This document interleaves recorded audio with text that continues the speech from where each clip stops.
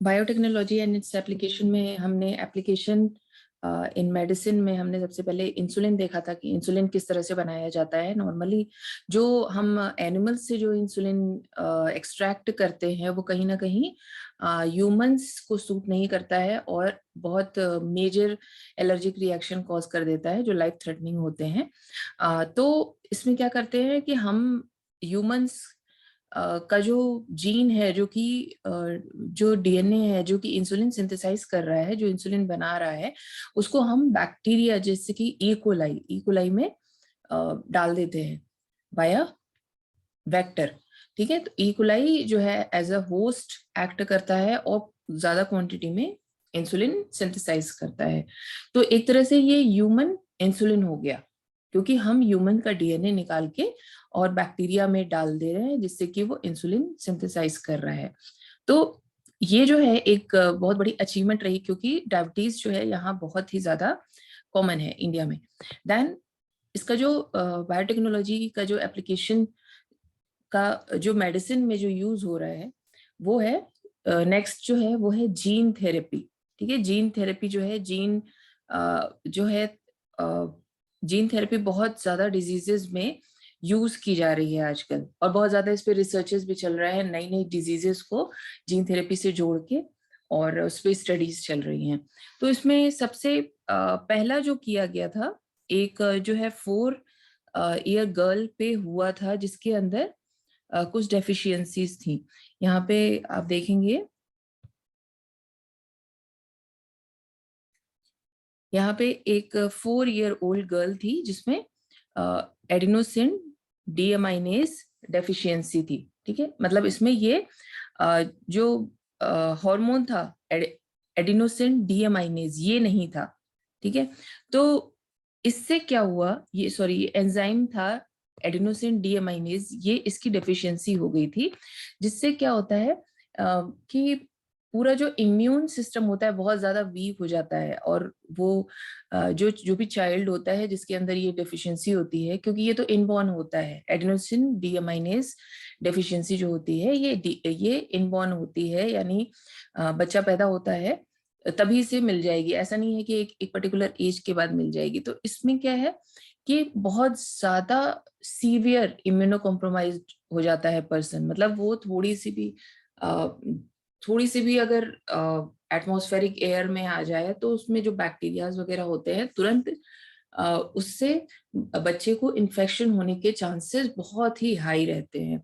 तो इसमें क्या रहता है कि पहले क्या होता था, पहले के टाइम में उस बच्चे को प्रोटेक्ट करके रखा जाता था। अगर ये पता चल जाता था कि ये डेफिशिएंसी है तो बच्चे को प्रोटेक्ट करके बहुत रखा जाता था जब तक उसमें कुछ पर्टिकुलर ट्रीटमेंट नहीं कर दिए जाते थे। जैसे ट्रेडिशनल पहले जो ट्रीटमेंट होते थे that was bone marrow transplantation and enzyme replacement therapy. Bone marrow transplantation मतलब कि किसी जो सेम जो है जैसे मान लीजिए सिबलिंग्स वगैरह हैं तो उनका बोन मैरो निकाल के, सिबलिंग्स हैं, पेरेंट्स हैं, मतलब जितने भी रिलेटिव्स वगैरह तो मैचिंग करते हैं नॉर्मली, तो मैचिंग करके उनका बोन मैरो निकाल के जो चाइल्ड है उसके उसमें इंसर्ट कर देते हैं। क्योंकि बोन मैरो क्या सिंथेसाइज करता है, बोन मैरो डब्ल्यूबीसी सिंथेसाइज करता है, आरबीसीज भी सिंथेसाइज करता है किड्स में। तो उससे क्या होता है, जो डब्ल्यूबीसीज बनेंगे उनमें ये डेफिशिएंसी नहीं होगी। ठीक है, वो नॉर्मल रहेंगे। ऐसे ही एंजाइम थेरेपी दी जाए, यानी कि एडिनोसिन डीएमाइनेज हम इंजेक्ट करते जा रहे हैं, बट ये वन स्टेप प्रोसेस नहीं था, ये मल्टीपल स्टेप प्रोसेस था। ठीक है, क्योंकि इसमें हम क्या कर रहे हैं कि जो भी फॉर्मेशन हो रहा है डब्ल्यूबीसीज का, उनकी एक लाइफ होती है। ठीक है, उसके बाद वो डेड हो जाते हैं सेल्स, तो कहीं ना कहीं फिर जो न्यू सेल्स बन रही हैं उनमें अगेन डेफिशिएंसी शो कर रहे हैं। तो बहुत मल्टीपल टाइम्स के बाद ही एक जो है वो चीज अचीव हो पाती है। तो यहाँ पे क्या किया गया कि सीधे सीधे जीन थेरेपी पे एक्ट किया गया। इसमें यह भी था कि जो जीन थेरेपी अगर हम बिल्कुल स्टार्टिंग में करें, जब एम्ब्रियो में करें, यहाँ पे आपने लास्ट टाइम भी आपको बताया था कि अगर हम एम्ब्रियो लेवल पे हम ये कर रहे हैं, ये क्यूरेटिव प्रोसीजर कर रहे हैं, ये प्रोसीजर करेंगे तो वो क्यूरेटिव हो जाएगा। यानी जीन थेरेपी अगर हम एम्ब्रियो लेवल पे कर रहे हैं तो जीन लेवल पे वो चेंजेस आ जाएंगे और वो फिर इनहेरेंट हो जाएंगे। वो जो है चाइल्ड के जीन लेवल में अगर आ गया तो उसकी सारी सेल्स फिर विदाउट डेफिशिएंसी प्रोड्यूस होंगी। ठीक है, तो बाद में जो हम प्रोसीजर कर रहे हैं like bone marrow transplantation, enzyme replacement therapy, ये इतना सक्सेसफुल नहीं रहता है। बट अगर हम जीन लेवल पे कर रहे हैं तो वो क्यूरेटिव हो जाता है। Gene therapy for ADA deficiency, इसमें क्या करते हैं, collect lymphocytes from patient's blood and grow in culture, introduce a functional ADA complementary DNA into lymphocyte using a retroviral vector। ठीक है, इसमें क्या करते हैं कि रेट्रोवायरस जो होता है, नॉर्मली हमने क्या पढ़ा था, जैसे कि जो प्रोकैरियोट्स होते हैं, प्रोकैरियोट्स में जो भी वेक्टर होता है वो प्लाज्मिड होता है, जबकि यूकैरियोट्स में वेक्टर इज रेट्रोवायरस।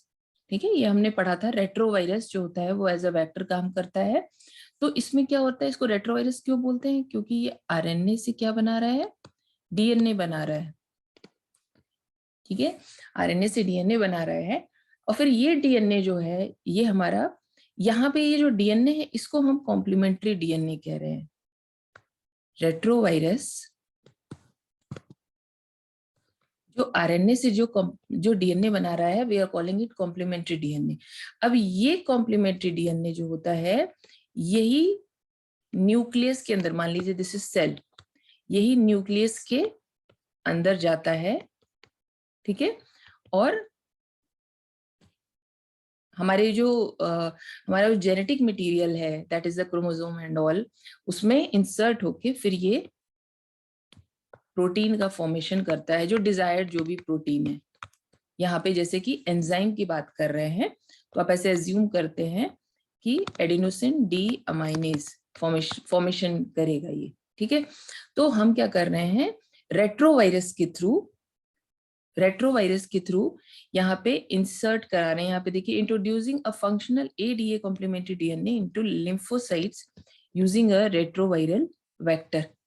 ठीक है, तो यहाँ पे एक रेट्रोवायरल जो वेक्टर है वो क्या करेगा कि यहाँ पे आरएनए इंसर्ट करेगा जिससे ये कॉम्प्लीमेंट्री डीएनए बनाएगा। ठीक है, क्योंकि रेट्रोवायरस के पास तो आरएनए है, जेनेटिक मटेरियल इज आरएनए। ठीक है, रेट्रोवायरस का जेनेटिक मटेरियल आरएनए है, तो यहाँ पे ये आरएनए इंट्रोड्यूस हुआ जो कॉम्प्लीमेंट्री डीएनए बनाएगा और ये जो हमारा जेनेटिक मटेरियल है उसमें जाके जुड़ जाएगा। ठीक है, और ये फिर वो पर्टिकुलर एंजाइम बनाएगा, दैट इज एडीए। तो ये एडीए के लिए ही है। ये आपको इतना चीज समझ में आ जानी चाहिए कि ये जो आरएनए है, हमने वो आरएनए एक्सट्रैक्ट किया है जो आगे चल के एडीए बनाएगा। ठीक है, तो हम इसको रेट्रोवायरस के थ्रू इंसर्ट करा रहे हैं। रेट्रोवायरस कैरी करता है आरएनए। ठीक है, they are return to the patients. अब ये क्या करते हैं कि अब ये जो सेल है, ये पर्टिकुलर सेल है, इसको हम पेशेंट में डाल देते हैं। This should be periodically repeated. तो ये भी कई बार करना पड़ेगा।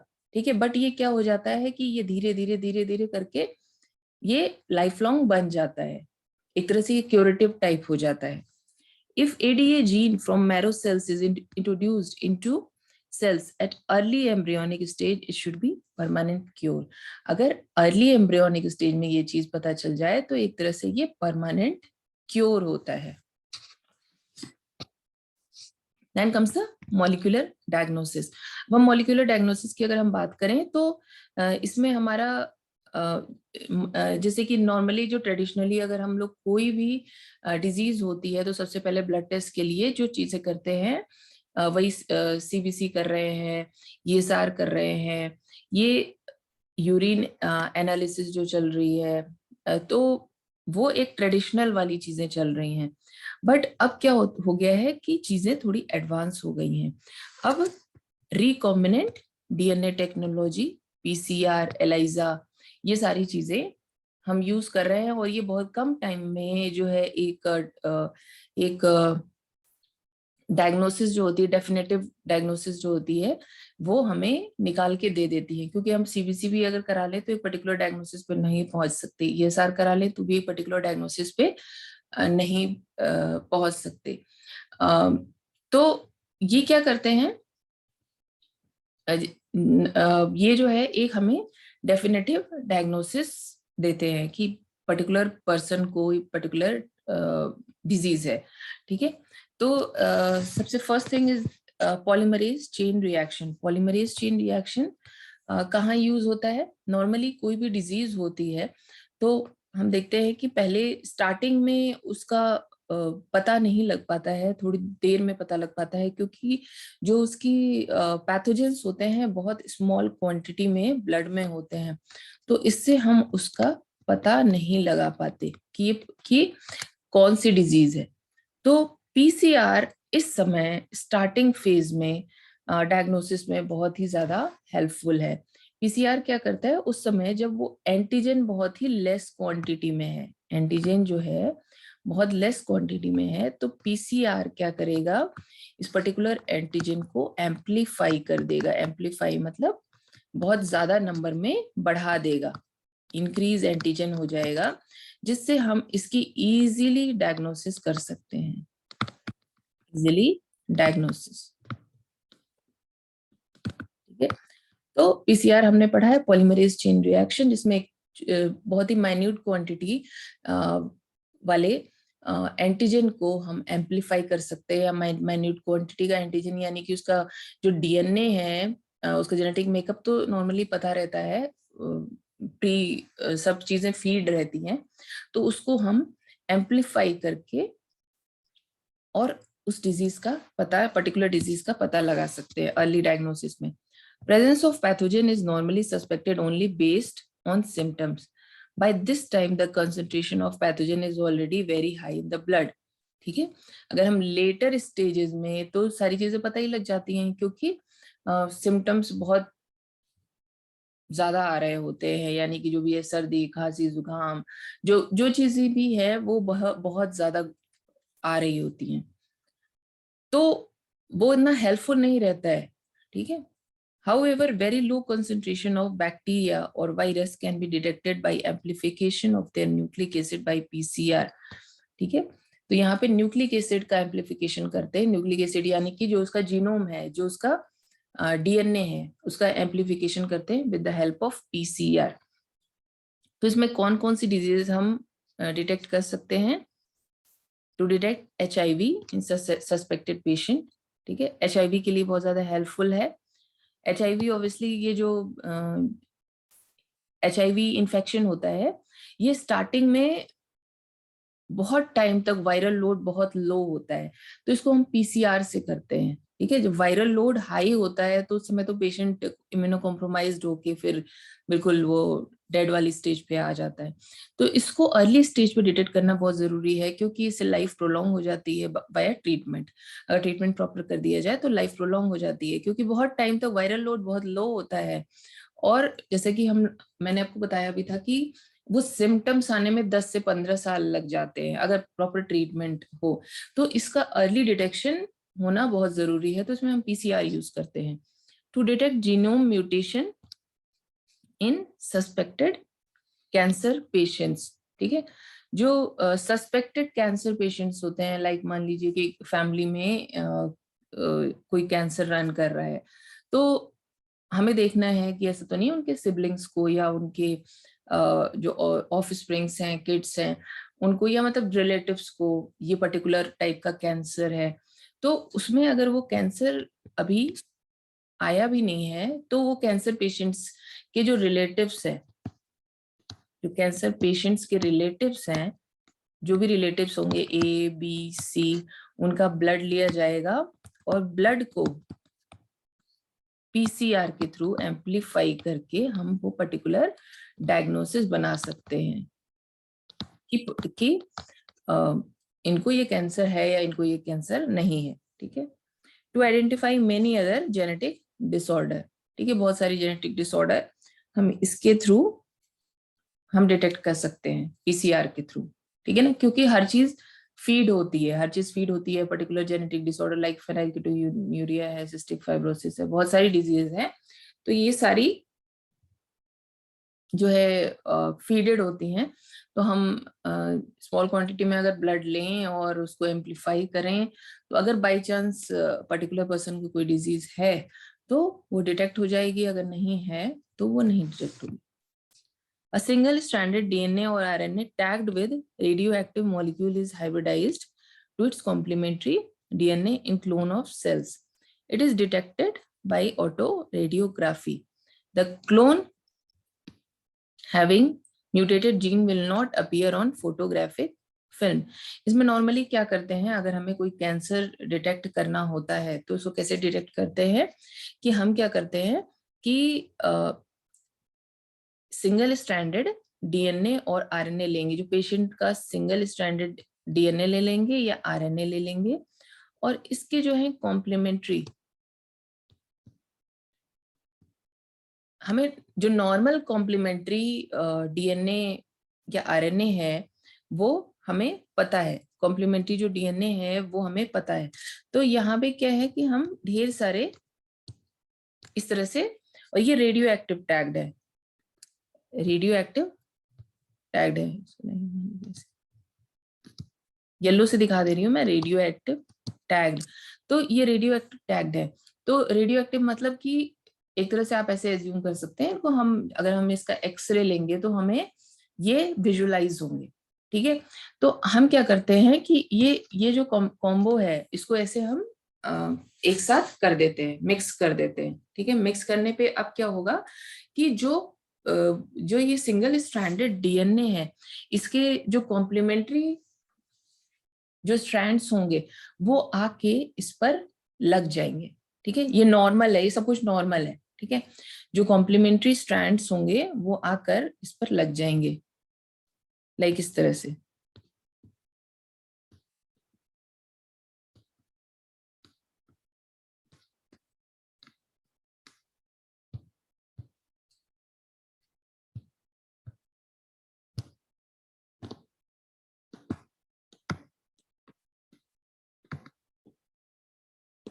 अब ये देखिए आके इस पर लग गए।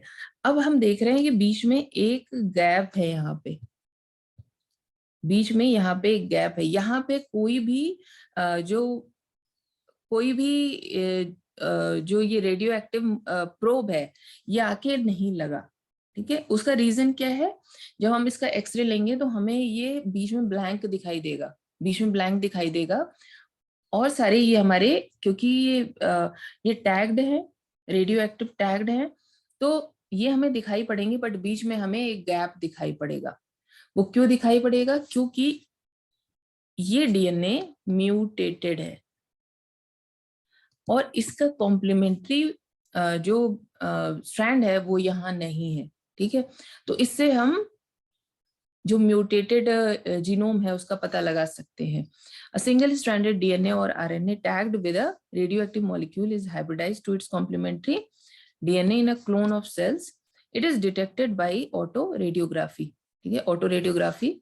The clone having mutated gene will not appear on photographic film because the probe will not have complementarity with mutated gene, ठीक है। तो यहाँ पे ये क्या होगा कि वो उसका कॉम्प्लीमेंट्री कोई भी यहाँ पे डीएनए नहीं है, तो वो हमें दिखाई नहीं पड़ेगा। देन एंजाइम लिंक्ड इम्यूनोसॉर्बेंट एसे, एंजाइम लिंक्ड इम्यूनोसॉर्बेंट एसे ये एंटीजन एंटीबॉडी रिएक्शन है। इसमें क्या होता है कि जो नॉर्मली हमारी बॉडी में अगर कोई इन्फेक्शन होता है तो उसमें एंटीजेंस भी होते हैं और एंटीजेंस के अगेंस्ट एंटीबॉडीज भी बनती हैं। तो सिंपल, या तो हम एंटीजन डिटेक्ट कर लें तो भी हमें पता चल जाएगा कि पर्टिकुलर डिजीज है, अगर हम एंटीबॉडी डिटेक्ट कर लें तो भी हमें पता चल जाएगा कि पर्टिकुलर डिजीज के एंटीबॉडीज जो है हमारी बॉडी में बन रहे हैं, यानी कि हम पर्टिकुलर डिजीज से इन्फेक्टेड हैं। तो इसमें क्या करते हैं कि सिंपल प्री फॉर्म्ड एंटीजन भी मिलते हैं, प्री फॉर्म्ड एंटीबॉडीज भी होती हैं। तो कोई पेशेंट है, मान लीजिए कोई पेशेंट है, उसको कोई भी डिजीज है, ठीक है ना। कोई भी पर्टिकुलर डिजीज है, लाइक अगर हम मीजल्स ही मान लें, मीजल्स मान लीजिए आप, कोई पर्टिकुलर डिजीज है, तो मीजल्स के एंटीबॉडीज हमने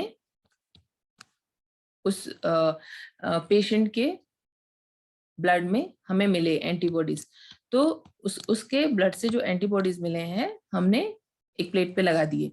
अब जो है प्री फॉर्म्ड एंटीजेंस होंगे मीजल्स के, तो हम उसको लेकर आएंगे और उसको इसमें डाल देंगे, तो हम देखेंगे कि ये रिएक्शन हो गया, एंटीजन एंटीबॉडी रिएक्शन। ठीक है, तो इसका मतलब कि ये पर्सन जो है मीजल्स से इन्फेक्टेड है। ऐसे ही हम एंटीबॉडीज भी एक्सट्रैक्ट कर सकते हैं मीजल्स के लिए, और जो प्रीफॉर्म्ड एंटीजेंस है वो भी ला सकते हैं। तो एक तरह से अगर ये रिएक्शन पॉजिटिव है, इसका मतलब पर्टिकुलर डिजीज से वो इन्फेक्टेड है। It is based on antigen antibody interaction. Infection by pathogen can be detected by presence of antigens or by detecting antibodies synthesized against the pathogen. ठीक है, मतलब दोनों से ही हम या तो एंटीजन डिटेक्ट कर लें या हम एंटीबॉडीज डिटेक्ट कर लें, दोनों से ही हमें पता चल जाएगा कि पर्टिकुलर पर्सन को पर्टिकुलर डिजीज है। Then what is transgenic animals? Transgenic animals आप सिंपल इतना समझेंगे कि जिस एनिमल के जो जीनोम को डिस्टर्ब किया गया है, उसके जेनेटिक मटेरियल में हमने कुछ अपने डिजायर्ड जो भी हैं जीन्स हमने इंसर्ट कर दिए हैं, पर्टिकुलर एनिमल के जीन लेवल पे जाके हमने उसमें कुछ डीएनए जो है कुछ डीएनए इंसर्ट कर दिया है, उनको हम ट्रांसजेनिक बोलते हैं। ठीक है, ट्रांसजेनिक। तो ये हम अपने बेनिफिट के लिए करते हैं, हमें कहीं ना कहीं कुछ ऑब्जर्वेशन के लिए हम इस चीज को करते हैं। ठीक है, बहुत सारी मेडिसिन में बहुत सारी मेडिसिन बन रही हैं, बहुत सारे रिसर्चेस हो रहे हैं, तो ये हम ह्यूमंस पे नहीं कर सकते, ये हम एनिमल्स पे ही करते हैं। और स्पेशली माइस में बहुत ज्यादा यूज होती हैं, क्योंकि माइस जो होते हैं बहुत तेजी से रिप्रोड्यूस भी करती हैं, और बहुत लाइफ भी बहुत लंबी नहीं रहती है, तो हम इजिली उनको ऑब्जर्व कर सकते हैं। और कहीं ना कहीं उनका जो जेनेटिक मटेरियल एंड ऑल जो थोड़ा सा रहता है, वो ह्यूमन से मिलता जुलता रहता है। तो अब तक यही देखा गया कि माइस में हमने जो भी ऑब्जर्वेशन किए वो एक तरह से ह्यूमंस के उससे मिलते जुलते रहे हैं।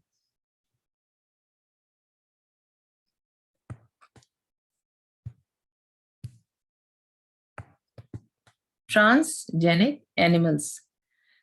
These are the animals whose genome has been altered by introducing a foreign gene by manipulation. Example, transgenic rat. आपको पता होना चाहिए कौन कौन से ट्रांसजेनिक एनिमल्स बनाए जा चुके हैं। Rats, rabbits, pigs, sheep, cow, fish. 95% of transgenic animals are mice. This is very important कि 95% जो होती हैं वो माइस हैं। बेनिफिट्स ऑफ ट्रांसजेनिक क्या है? बेनिफिट्स ऑफ ट्रांसजेनिक अगर हम देखें तो इसमें फर्स्ट तो फिजियोलॉजी मतलब कि नॉर्मल जो फिजियोलॉजी चल रही है, लाइक हमारी बॉडी है, तो हमारी बॉडी में बहुत सारे हॉर्मोन्स सिक्रीट हो रहे हैं। ठीक है, सबसे पहले तो हमारा हाइपोथैलेमस से सिक्रीट होता है, देन पिट्यूटरी को कंट्रोल करता है, फिर पिट्यूटरी हॉर्मोन्स जो होते हैं बॉडी के अदर पार्ट्स के हॉर्मोन्स को कंट्रोल करते हैं। लाइक हमने जो हॉर्मोन्स में पढ़ा था 11th में, तो हमें अगर किसी पर्टिकुलर हार्मोन की स्टडी करनी है, तो हम उस पर्टिकुलर, मान लीजिए कोई पर्टिकुलर हार्मोन है, लाइक इंसुलिन है, तो इंसुलिन के क्या क्या इफेक्ट आ रहे हैं, अगर हमें इसकी स्टडी करनी है तो हम किस तरह से स्टडी कर सकते हैं। ठीक है, नॉर्मल अगर हम उसको यूं ही छोड़ दें, ठीक है, हम उसको यूं ही छोड़ दें कि तो वो एक नॉर्मल मेटाबॉलिज्म वगैरह सब कुछ शो करेगा। बट अगर हम इंसुलिन को डिक्रीज करा दें या इंसुलिन को इनहिबिट करा दें, तो क्या इफेक्ट आ रहा है, ये अगर हम देखेंगे तो हमें और बेटर पता चल पाएगा कि ये क्या क्या चीजें करता है। ठीक है ना, लाइक इंसुलिन को अगर हम इनहिबिट कर दें तो धीरे धीरे जो होता है वो माइस, मतलब अगर हम इसे माइस में स्टडी कर रहे हैं तो धीरे धीरे क्या है उसकी अगर स्टार्टिंग से अगर हमने उसके जीनोम लेवल पे जाके ऐसे कुछ चेंजेस कर दिए तो उसकी ग्रोथ प्रॉपर नहीं होगी, उसको वो कुछ भी खाएगा उसको लगेगा नहीं, वो धीरे धीरे वीक होता जाएगा, धीरे धीरे उस माइस की डेथ हो जाएगी। तो बहुत सारी चीजें हैं। तो अगर हम इसको देख रहे हैं नॉर्मल फिजियोलॉजी, अगर हमको स्टडी करनी है तो हम पर्टिकुलर चीज को अगर बंद करके देखें तो हम और बेटर अंडरस्टैंडिंग कर पाएंगे। To study regulation of gene and their action on normal physiology and development, ठीक है। लाइक इसमें हम क्या करते हैं कि एक पर्टिकुलर जीन डालते हैं, ठीक है, एक पर्टिकुलर इसमें लाइक माइस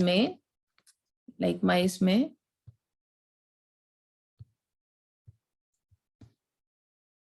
ये मान लीजिए इंसुलिन के लिए है, इंसुलिन।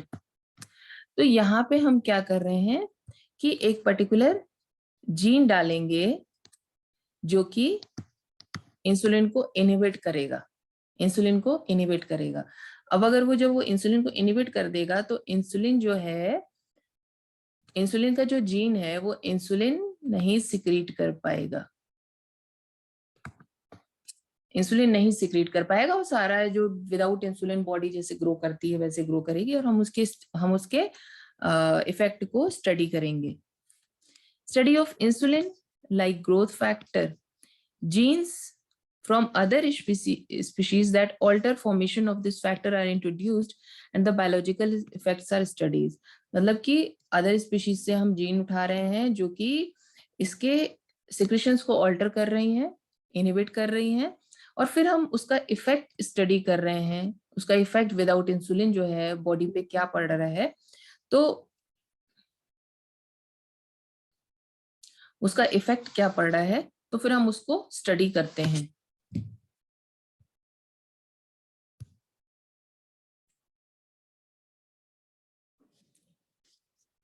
ठीक है, तो उसका क्या इफेक्ट आ रहा है फिर वो हम देखते हैं। Then second is to study the contribution of genes in development of a disease and thereby new treatment.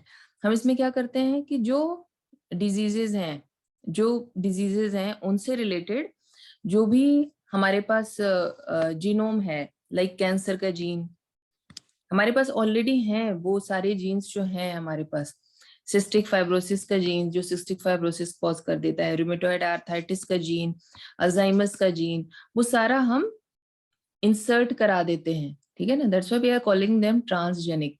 और फिर उनकी हम पर्टिकुलर माइस में क्या इफेक्ट आ रहा है उसको हम स्टडी करते हैं। तो एक तरह से यही इफेक्ट ह्यूमंस में देखा जाएगा, मतलब काफी कुछ इसमें मिलता जुलता होता है। Then the biological products, normally कुछ डिजीजेस ऐसी हैं कि जिनमें किसी पर्टिकुलर एंजाइम की कमी आ जाती है। लाइक अगर हम देखें एम्फाइसीमा, एम्फाइसीमा एम्फाइसीमा क्या होता है कि इसमें जो लंग्स होती है उसकी इलास्टिसिटी खत्म हो जाती है, वो रिजिड सी हो जाती है, एम्फाइसीमा वो रिजिड सी हो जाती है, ठीक है।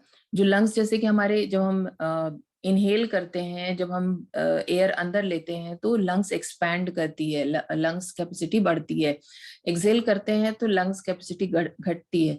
तो वो चीज हमारी खत्म हो जाती है because of deficiency of alpha 1 antitrypsin, ठीक है। अल्फा 1 एंटीट्रिप्सिन मतलब वो लोकली सिक्रीट होता है अल्फा 1 एंटीट्रिप्सिन, तो उसमें इलास्टिसिटी खत्म हो जाती है और वो बहुत ज्यादा रिजिड हो जाता है। तो इसमें क्या है कि हम एक सेकेंड, तो हम क्या करते हैं कि इस पर्टिकुलर जो हमारा माइस है उसमें हम ये एंजाइम सिक्रीट करने वाले जीनोम डाल देंगे, ठीक है। फिर उसका इफेक्ट देखेंगे। लाइक यहाँ पे देखो, some medicines contain expensive biological products, transgenic animals can be used to produce biological products by introducing gene which codes for particular product। अगर हम अल्फा 1 एंटीट्रिप्सिन का जीनोम हम उसमें माइस में डाल दें तो ये माइस जो है, लाइक मान लीजिए अल्फा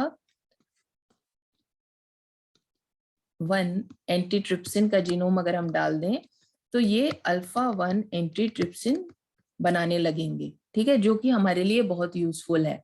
तो एक तरह से ये हमारे लिए बहुत बेनिफिशियल हो जाएगा, ठीक है, हम इसको यूज कर सकते हैं। They are use to treat disease such as emphysema, phenylketonuria and cystic fibrosis. ये सारी डिजीजेस में जो पर्टिकुलर एंजाइम्स की डेफिशिएंसी हो रखी है वो ये बना के हमें देंगे, ठीक है। तो हम एक तरह से बायोलॉजिकल प्रोडक्ट्स के लिए हम इनको यूज कर रहे हैं, ठीक है, मतलब वो पर्टिकुलर ये एंजाइम्स हमें बना के दे रहे हैं। जो फर्स्ट ट्रांसजेनिक काउ था दैट वाज रोजी, ये आपको पता होना चाहिए। First transgenic cow was Rosie in 1997. This is important. ये प्रोटीन इनरिच्ड मिल्क फॉर्म कर रही थी। It contain human alpha lactalbumin, ठीक है, ह्यूमन अल्फा लैक्ट एल्ब्यूमिन जो कि ह्यूमन मिल्क में मिलता है। तो ये एक तरह से जो बेबीज जो कि काउ मिल्क पे जो थे, मतलब जो मदर्स का मिल्क नहीं ले पा रहे हैं उनके लिए बहुत ज्यादा हेल्पफुल रहा अल्फा लैक्ट एल्ब्यूमिन, ठीक है, तो बहुत ज्यादा हेल्पफुल रहा। और वो क्योंकि ये इजी टू डाइजेस्ट और बहुत बेनिफिशियल रहे, तो उसमें क्या है कि ये इस काऊ में हमने अल्फा लैक्ट एल्ब्यूमिन का जो जीनोम है वो इंसर्ट करा दिया, जिससे कि ये alpha 1 alpha lactalbumin enriched milk provide करने लगा, जो कि ह्यूमन बेबीज के लिए बहुत ही हेल्पफुल है, because human milk also contain alpha lactalbumin. It is nutritionally more balanced product for human babies than natural cow milk. तो उनको काऊ जो नेचुरल काऊ मिल्क जो के बजाय हम ये जो रोजी जो है फर्स्ट ट्रांसजेनिक काऊ थी, इसका मिल्क प्रोवाइड कर रहे थे, जिससे कि बच्चे की रिक्वायरमेंट फुलफिल हो रही थी। देन वैक्सीन सेफ्टी टेस्टिंग, ठीक है ना, वैक्सीन जो भी हम यूज करते हैं, जो भी हम मार्केट में लाते हैं, उनकी सेफ्टी के लिए हम ये ट्रांसजेनिक माइस को यूज करते हैं, ठीक है, ट्रांसजेनिक माइस को यूज करते हैं। लाइक हम ऐसे कैसे बोल देते हैं कि ये इम्यूनो कॉम्प्रोमाइज में नहीं यूज किया जा सकता है, ये बच्चों में नहीं यूज किया जा सकता है, या पर्टिकुलर डिजीज के लोगों में इसको हम नहीं यूज कर सकते हैं। हम इसको ऐसे ही करते हैं कि हम माइस लेंगे, उनमें हम पर्टिकुलर डिजीज डाल देंगे, पर्टिकुलर डिजीज के जीनोम डाल देंगे, लाइक जो भी कैंसर है, HIV है, और फिर उनमें हम ये वैक्सीन लगा के टेस्ट करते हैं। तो इस तरह से हम ट्रांसजेनिक एनिमल्स को हम यूज करके हम एक अपना कंक्लूजन निकालते हैं कि ये कैंसर पेशेंट्स पे नहीं यूज किया जा सकता है, ये किड्स पे नहीं यूज कर सकते हैं, या ये immuno compromised old age HIV patients में नहीं यूज कर सकते हैं। बहुत सारी डिजीज में ये अभी नहीं यूज किया जा सकता है। Transgenic mice are used to test the safety of polio vaccine. If it is reliable, they can be replace the use of monkeys to test the safety of vaccines. तो इसमें क्या है कि धीरे धीरे, मतलब इसमें ये कह रहे हैं कि नॉर्मली हम इसको रिप्लेस करके मंकीज में यूज कर सकते हैं, बट आपको सिंपल ये पता होना चाहिए कि वैक्सीन सेफ्टी टेस्टिंग में यूज कर सकते हैं। इसके साथ ही टॉक्सिसिटी टेस्टिंग में भी इसको यूज किया जा सकता है। लाइक बहुत सारी ऐसी जीन्स होते हैं जो क्या करते हैं कि कुछ जैसे कि हमने पढ़ा है कि बहुत लोगों में बहुत सारी जो मेडिसिन होती हैं वो क्या करती हैं, एलर्जिक रिएक्शन कॉज करती हैं। तो कहीं ना कहीं उनकी बॉडी में कुछ पर्टिकुलर जीन्स होते हैं जो एलर्जिक रिएक्शन बहुत तेजी से करने में हेल्प करते हैं, ठीक है, बॉडी में जो कुछ ऐसे जीन्स होते हैं जो एलर्जिक रिएक्शन करवाते हैं। तो हम क्या करते हैं कि हम ट्रांसजेनिक एनिमल्स बना रहे हैं जिनमें हम पर्टिकुलर जीन्स जो है इंसर्ट कराते हैं, जिससे कि टॉक्सिसिटी बढ़ जाती है। तो transgenic animals carry genes which make them more sensitive to toxic substances than non transgenic animals. They are exposed to the toxic substances and the effect are studied. It gives immediate results. ठीक है, तो जैसे कि मैंने बताया कि बहुत सारी मेडिसिन होती हैं, स्पेशली पेनिसिलिन होती है, जिसको अगर हम कुछ लोगों में तो कोई इफेक्ट नहीं होता है, बट कुछ लोगों में ऐसे रहता है कि तुरंत जो होता है एलर्जिक रिएक्शन, एनाफाइलैक्टिक शॉक जिसको बोलते हैं, बहुत जल्दी आने लगते हैं। तो इसमें हम क्या करते हैं कि ऐसे ही हम माइस में भी वो जीन इंसर्ट कराते हैं जो कि पेनिसिलिन के लिए एलर्जिक हैं, और फिर हम उसमें पेनिसिलिन इंसर्ट करा के देखते हैं कि क्या क्या रिएक्शंस आ रहे हैं।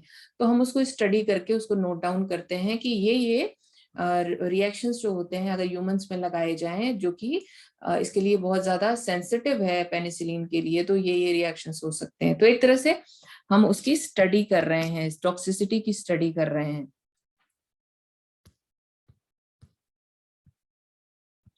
नाउ द एथिकल इश्यूज, ठीक है। अब इसमें प्रॉब्लम, बहुत सारी प्रॉब्लम्स हैं जो, जैसे कि हमारी कंट्री अभी डेवलपिंग है, हमारी कंट्री डेवलप्ड कंट्री में नहीं काउंट होती है। तो इसमें क्या होता है कि जो बाहर की कंट्रीज होती हैं वो कहीं ना कहीं टेक ओवर करना चाहती हैं जो डेवलपिंग कंट्रीज होती है। बाहर की कंट्रीज यानी कि जो डेवलप्ड कंट्रीज हैं वो डेवलपिंग कंट्रीज पे ओवरटेक करना चाहती हैं बहुत सारी चीजों में। जैसे इसमें एग्जाम्पल दिया हुआ है, बासमती राइस है, हल्दी है, नीम है, वो यहाँ की सॉइल में ग्रो किया हुआ है, इंडिया की सॉइल में ग्रो किया हुआ है। तो बाहर की कंट्रीज कहीं ना कहीं उसको पेटेंट करने की कोशिश करती हैं, यानी कि फिर हम उसको हम यहाँ ग्रो नहीं करा सकते, वो वहीं ग्रो होंगी। तो कहीं ना कहीं ये चीजें भी सामने आई कि वो यहाँ की बासमती को बाहर के राइस से क्रॉस करा के और उसको बाहर ग्रो करा रहे हैं। मतलब हम यहाँ से उनको हम यहाँ से सेल नहीं कर पा रहे हैं, और वो बाहर वो ग्रो करा के और आराम से उसको यूज कर रहे हैं।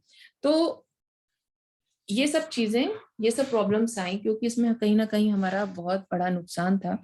क्योंकि बासमती एंड ऑल जो है यहाँ की स्पेशल जो है बहुत ही हाई इन डिमांड, मतलब बहुत ज्यादा डिमांड में है ये सारी वेराइटीज। वो स्पेशल अपने जो एरोमाज एंड फ्लेवर के लिए जो बहुत ज्यादा वो राइस बहुत ज्यादा यूज होता है, तो बाहर भी बहुत ज्यादा ये चीजें यूज होती हैं। Problems of unpredictable results. अब इसमें सबसे पहली चीज तो ये है कि इसमें सबसे पहले एथिकल इश्यूज में ये आया कि अनप्रेडिक्टेबल जो रिजल्ट्स आते हैं जिनको आप प्रेडिक्ट नहीं कर सकते, जेनेटिक मॉडिफिकेशन में कॉज अनप्रेडिक्टेबल रिजल्ट्स। इसमें जब हम जीन इंसर्ट कर रहे हैं तो हमें कुछ पता नहीं रहता है, हम सिंपल एक सर्वे कर रहे होते हैं, तो उसमें अनप्रेडिक्टेबल रिजल्ट्स भी आ सकता है। तो ये एथिकल इश्यूज, क्योंकि हम एनिमल पे कर रहे हैं तो ऐसा नहीं है कि एनिमल को आप वो करो, इसमें प्रॉपर एक आपका सर्टिफिकेशन होना चाहिए। अगर आप किसी माइस पे रिसर्च कर रहे हैं या कहीं भी, तो आपके पास प्रॉपर एक सर्टिफिकेट होना चाहिए। Indian government has set up organisation like GEAC, इसका फुल फॉर्म आपको आना चाहिए, this is very important, genetic engineering approval committee, to make decision about the validity of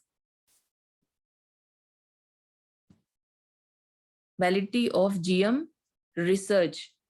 ठीक है, GM research and safety of GM organism for public services. मतलब हर चीज इसमें अप्रूव्ड होना चाहिए GEAC से, जेनेटिक इंजीनियरिंग अप्रूवल कमिटी होती है जो कि आपको एक तरह से परमिशन देगी कि yes you can go for particular research and all in particular animal, और वो प्रॉपर आप पे रखेगी, प्रॉपर आप पे वॉच रखेगी कि आप जो है कहीं ऐसा तो नहीं कि वो, मतलब क्योंकि उसमें ऑर्गेनिज्म की भी, जो पर्टिकुलर ऑर्गेनिज्म आप जो भी यूज कर रहे हैं उसकी भी सेफ्टी होनी चाहिए। तो हर चीज की आपको परमिशन लेनी पड़ेगी अगर आपको ये ऐसा कुछ करना है। ऐसा नहीं है माइस है तो आप कुछ भी कर सकते हैं, लेकिन आप कर सकते हैं बट आपके पास परमिशन होनी चाहिए। Next is biopiracy. ठीक है, बायोपायरेसी क्या हो रही है? It is the use of bioresources by multinational company and other organization without proper authorization from the countries and people concerned.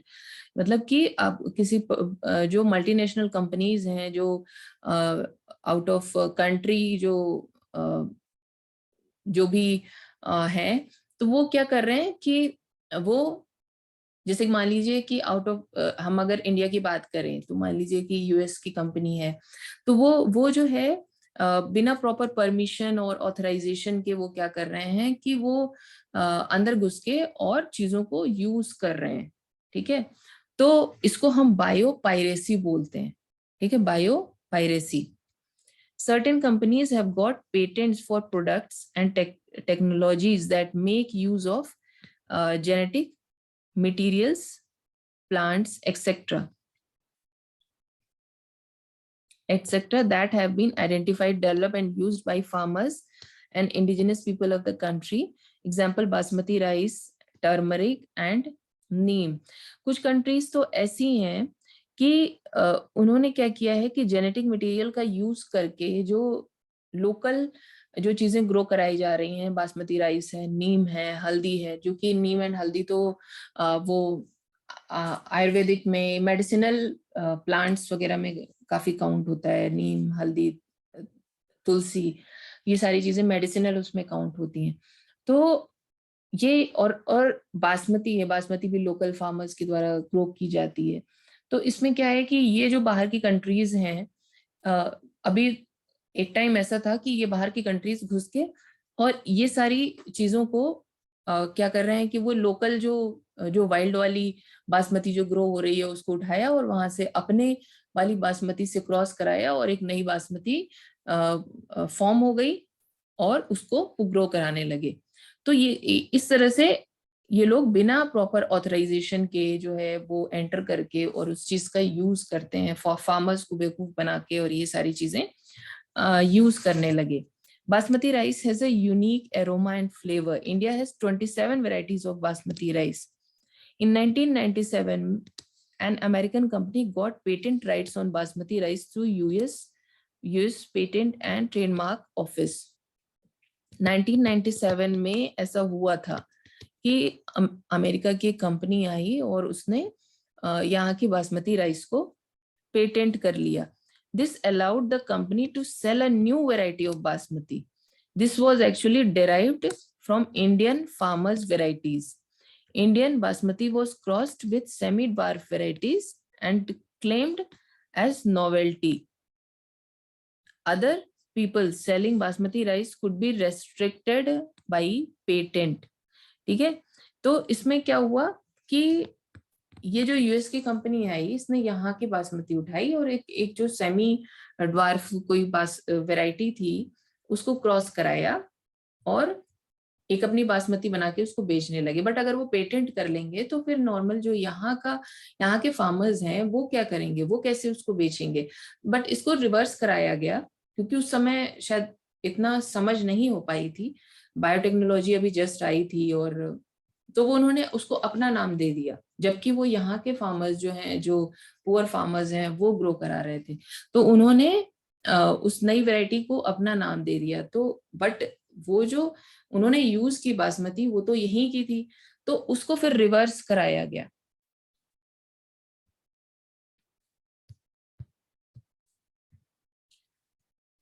Generally industrialized nation are poor in biodiversity and traditional knowledge. ठीक है, तो थोड़ा कहीं ना कहीं knowledge में lack करते हैं। The developing and underdeveloped world have rich biodiversity and traditional knowledge related to bioresources. It has to develop laws to prevent unauthorized exploitation of bioresources and traditional knowledge. इसमें क्या है कि ये हमारी जो कंट्री है ये अभी डेवलपिंग कंट्री है, तो बट यहाँ के जो मतलब इतनी बायोडाइवर्सिटी है, variety of राइसेस, variety of dals, variety of vegetables, variety of, मतलब बहुत एक वैरायटी है हर चीज की। ठीक है, तो इसमें क्या है कि अब उसका कोई बाहर से कोई आके एक्सप्लॉयटेशन करे तो कहीं ना कहीं जो है इसके लिए लॉज बनाए गए, इसके लिए लॉज बनाए गए कि ऐसे कोई आके और हमारे जो जो हमारी जो चीजें ग्रो की जा रही हैं स्पेशली हमारी सॉइल में उसको अपना बोल दें, तो ऐसा पॉसिबल नहीं है। Indian parliament has cleared the second amendment of Indian patent bill that has considered patent terms, emergency provisions and researches and development initiative। तो अब जाके जो है पार्लियामेंट में ये चीजें पास हुई हैं कि ऐसे ही कोई बायोपायरेसी नहीं कर सकता। ठीक है, इसको बायोपायरेसी बोलते हैं कि बायो यानी कि जो मतलब बायोलॉजिकल उसमें आते हैं हमारे प्लांट्स एंड ऑल जो यहाँ कंसिडर हो रहे हैं। बायोपायरेसी जो है वो कोई ऐसे ही नहीं कर सकता कि आप जो है हमारी हमारी जो प्लांट्स ग्रो हो रहे हैं आप कहो कि ये हमारा है, उसको पेटेंट करा लें आप। तो ये चीज बाद में जाके पार्लियामेंट ने इसको कंसिडर की, क्योंकि अभी तक उस चीज को उस चीज के बारे में इतनी नॉलेज नहीं थी कि ये चीज भी पॉसिबल हो सकती है। तो ये लॉज बनाए गए हैं, आपको इस लॉज के नाम पता होने चाहिए। और ये जो भी ये चीज हुई थी bye US patent and trademark office, तो ये चीज भी आपको पता होनी चाहिए, स्पेशली जीईएसी का full form that is genetic engineering approval committee. So this was all about biotechnology and its application. इसको आप लोग एक बार रीड कर लेंगे और इससे पढ़ लेंगे, अगर कोई इसमें क्वेरी होगी तो आप मुझे बताएंगे।